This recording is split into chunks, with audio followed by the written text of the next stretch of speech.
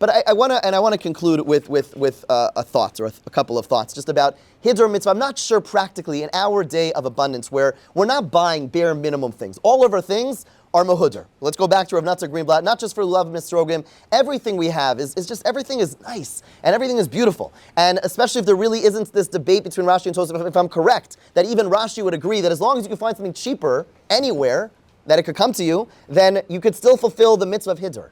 So I wonder practically, in terms of the actual chiyuv, in terms of the obligation, I'm not sure if we're going to encounter scenarios where I'm absolutely obligated to go, I have to get number 2. But I believe, independent of that, I think there still is a lot about Hiddur Mitzvah that is especially relevant to us. Right? If you go back to the original Gemara that I skipped, and that is, what did the Gemara say? The Gemara talked about, it said, Zeh Keli Vanveyu, right? This is, you go back to source number 1 if you'd like. This is our God, and we will beautify him. So where's that said, by the way? Az Yashir, right? Jewish people are crossing the Yam Suf, and part of the Shira, part of the song, they say, this is my God, ve'anveyo, and I will beautify him. Right? The Gemara says, what does it mean, I will beautify God? Hisna'eh lefanav b'mitzvos. Beautify in front of him with mitzvos. Beautify yourself before him in mitzvos. Aseh lefanav sukkana. Make a beautiful sukkah. V'lulavna, v'shofarna, tzitzisna, sefer Torahna. Okay? Everything that you do, all the mitzvos you do should be beautiful. Should be beautiful. And the simple reading, we've been having a very technical conversation. How much to spend, how big. The original Gemara speaks a little bit more broadly about beauty. Sometimes in Judaism and Yiddishkeit, we sometimes have a bit of a negative sense. We think historically, how do we connect to beauty? Okay, maybe in the Mishkan, maybe in the Beis HaMikdash, but for 2,000 years, it seems like we don't focus so much on beauty. I mean, there's really a line of thinking that says that beauty is not something which is so relevant in our day-to-day religious experience. If you look at source number 10, sorry, jumping you back now, Rav Hirsch in Bereshis on the brachos that were given to Shem and Yafes, he writes, he says, the stem of Yafes reached its fullest blossoming in the Greeks, that of Shem in the Hebrews, Israel, who bore and bear the name of God through the world of nations. Yafes has ennobled the world aesthetically, Shem has enlightened it spiritually and morally. Right, there is this division, right? We're going to come to Hanukkah, and maybe we'll talk. Greeks are all about the externalities. It's about the physical beauty, and Judaism is about the inner beauty. There's this very clear dichotomy between the two. And that is certainly a valid approach in Jewish thought. But I don't think it's a universal approach in Jewish thought. Just as an amazing example, Rav Kook, who spoke a lot about beauty. Rav Kook has, if you have the time, you can look it up in the intermission of the football game. He has a quote. He says when he was in London, he used to go to the museum there, and he used to look at the Rembrandt pictures. And he spoke about the fact that he says, the Medrash says that God hid light. The light on the first day of creation, or the first days of creation, God took the light that he created and he hid it for the tzaddikim. He says Rembrandt got some of that light and put it in his pictures.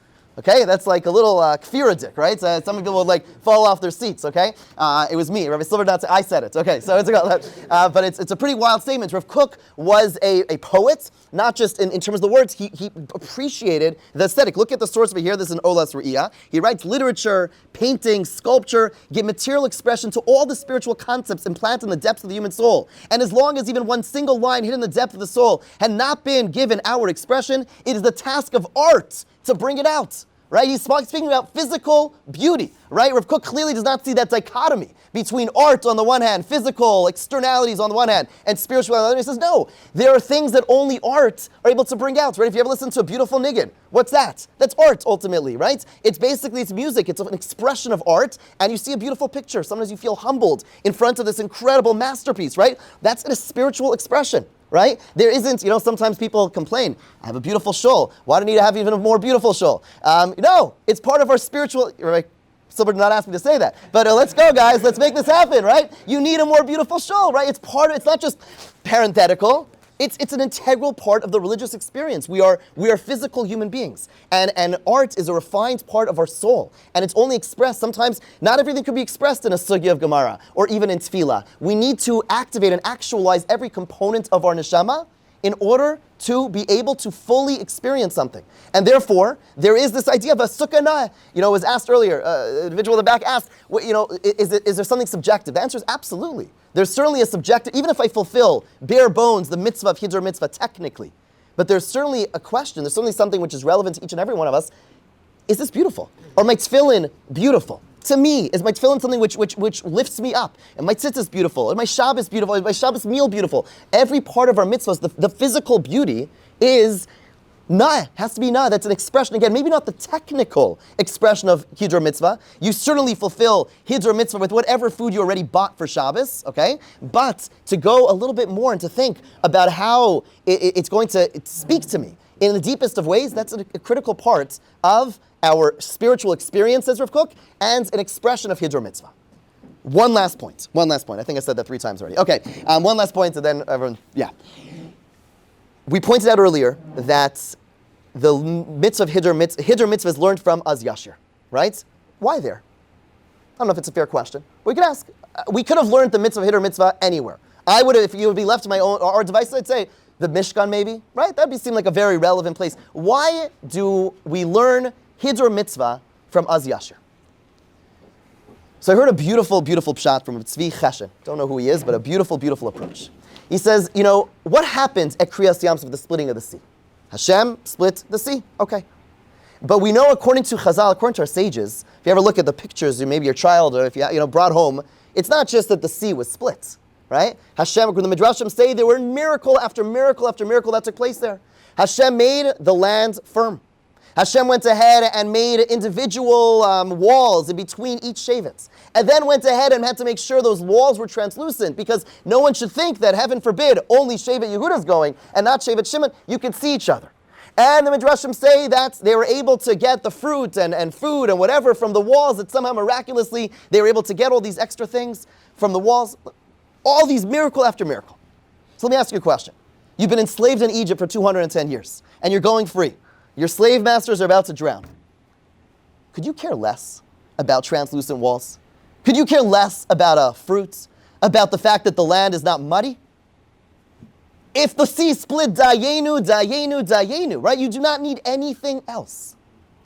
And yet Hashem went ahead and He gave us so much more. He didn't just save us. He did it in the most beautiful, exquisite fashion. Says Rav Cheshen. He says that's why we learn Hiddur Mitzvah from there. The whole notion of Hiddur Mitzvah is we're responding to God. God acts to us. He doesn't just give us. He gives us so much. The world we live in is exquisite. There's a poem in Yiddish. I'll say it in English. Not because I'm being nice. I don't speak Yiddish. But it goes, basically the poem is about this shtetl in Eastern Europe, where some guy was traveling and he comes back home with a little tangerine, a little orange, okay? And the whole community stops working that day. An orange, what do they eat? Breakfast, lunch, and supper, they eat potatoes. And this day he comes home with an orange. And they're all so excited. They come, and the first day, they literally just pass the orange hand to hand, and they look at the brilliant orange color, right? And they say, unbelievable, look at this thing, and it's shiny, and the different grooves, and it's beautiful, and it feels so nice. And they pass it person to person. And then the next day, the poem continues, they come back, and they all gather close, and they break open the peel of the orange, right? And they feel that little zest, right? You feel the little spritz. And they all take in the breath, and they all smell it, and then they break up the peel, and they give each person a tiny bit, and they all make their own little marmalade with the peel of the orange. Unbelievable.